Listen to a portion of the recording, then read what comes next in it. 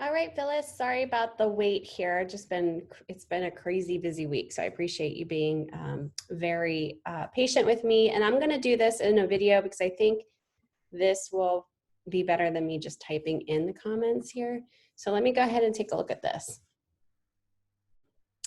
All right, so the cover of your main ingredient looks good. I love the look of your cover. It's very bright. It looks very appetizing.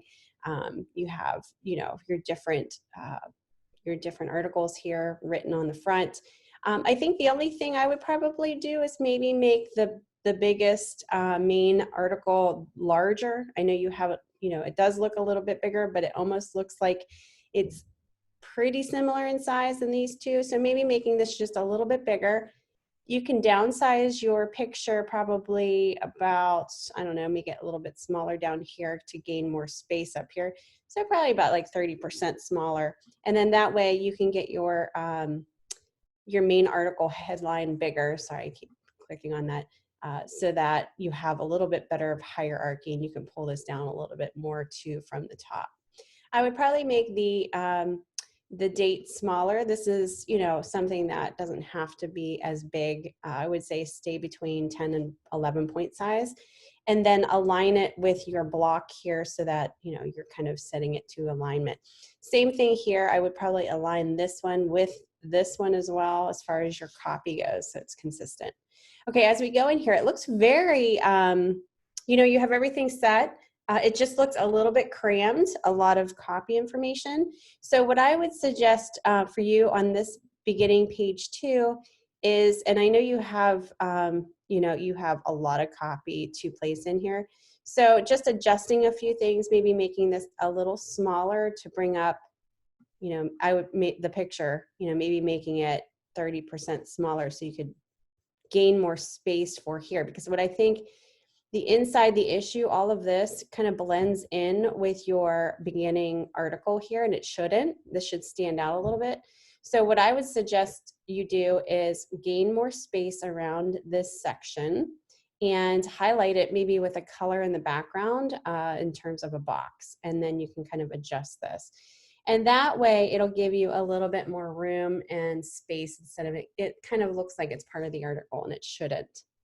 Another thing that I noticed, and this is something that you will have to change in your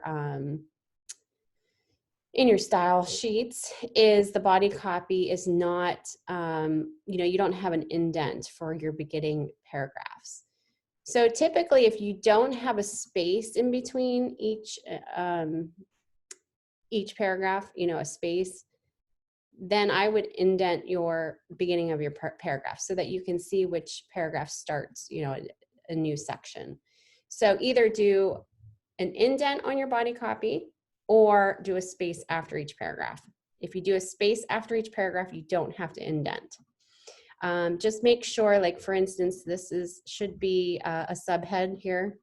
So check your type, make sure this is a subhead too. This all should be having some type of emphasis, maybe being bold, a different color, and then make sure you don't have any bad breaks. Like for instance, here is a bad break because you have this big white gap. Up here is a bad break too, and then here as well. So kind of be mindful of that.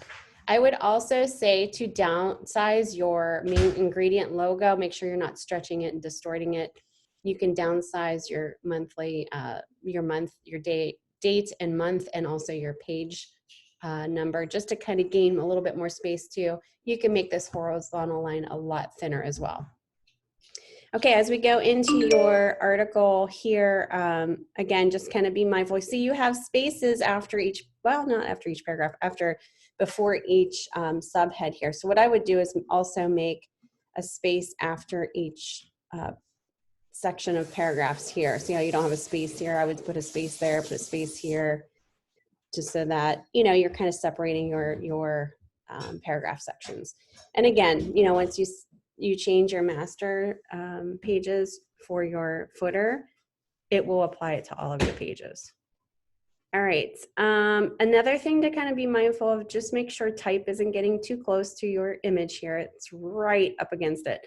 So what I would do is select this image and put a text wrap on it.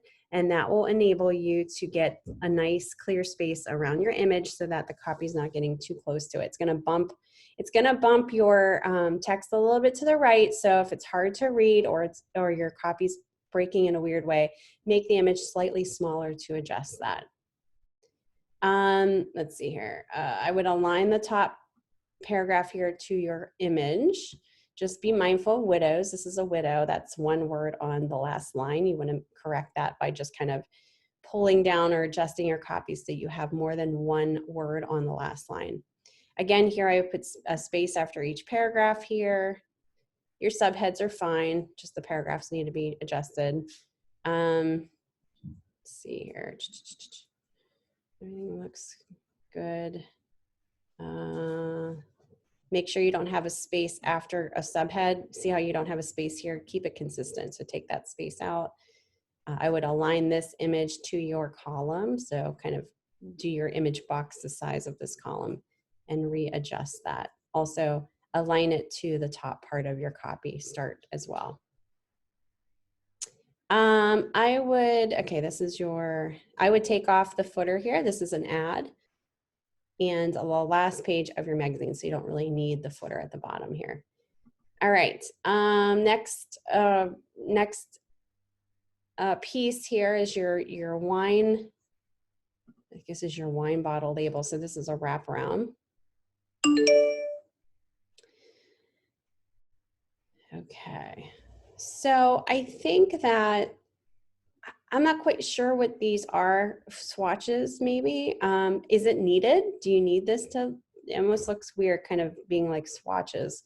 I would just take this off and maybe pull your label down a little bit to make it the center of attention. And, you know, maybe think about using one really nice image for the whole label, you know, bleeding it all the way across.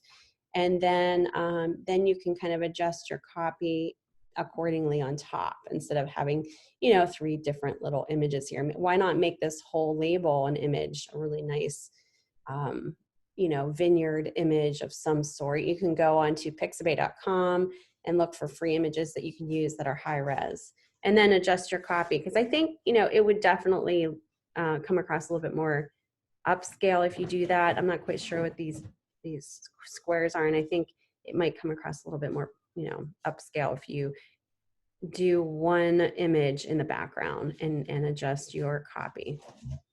Okay, this is that looks good. And then if I'm missing something, let me know, but this is your stationery here. This is your personal stationery, I see. Okay. So I think just kind of looking at what you can edit out for this to keep it simple and more, you know, simple yet interesting is key when it comes to branding your actual logo for yourself. And I think this is one of the more challenging things to do as a designer. Logo design is challenging in itself, but then also designing for your own brand is, I think, even more challenging because you're trying to find that mark that represents yourself. And as designers, we always are constantly changing and evolving. So what I would suggest is, you know, is the color exactly what is representative of you? If so, you know, I would probably edit this so it would be at least just 2-colored logo design. I think that would make it look more professional and cohesive as a logo itself. I would probably take off this square. You know, I don't think it's needed. I think it takes out its versatility. You know, if you're applying this logo to other pieces as you show here, you know, it might not work in a certain instance, say on a t-shirt, on other materials, it might not work as well. So I would just kind of edit that out, take that out. You have 2 decorative fonts here in your logo. The typical rule is to keep it to 1 decorative font and a neutral font, just because that would, it doesn't clash together. So what I would suggest is maybe changing one of these. You know, if you like the script font, I would just then work on your mark, your monogram abbreviation to be more of a neutral font and not a decorative font. So you have two decorative fonts kind of battling for attention, and it's making it look like two different entities in a way. If you're not really set on the script font, you want to kind of keep this font in the DD, then I would definitely choose maybe a sans serif or a serif font, not a script font. Okay, so that's for instance for that. Once you have that together and changed, make sure you're applying it to your other pieces. Did you try to maybe put this information into this pink area, maybe reversing it out in white and making the pink bar just a little bit higher? Something you can try.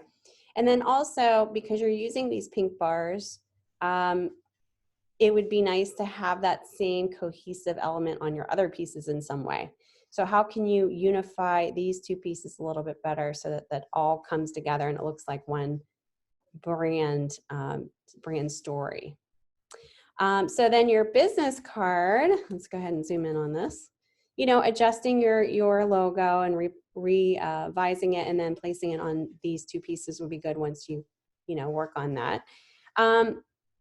You know, this is getting a little small. I would make sure it's not getting any smaller than 9 or 10 point type. I wouldn't go more than 12 point. And maybe kind of playing around with alignment.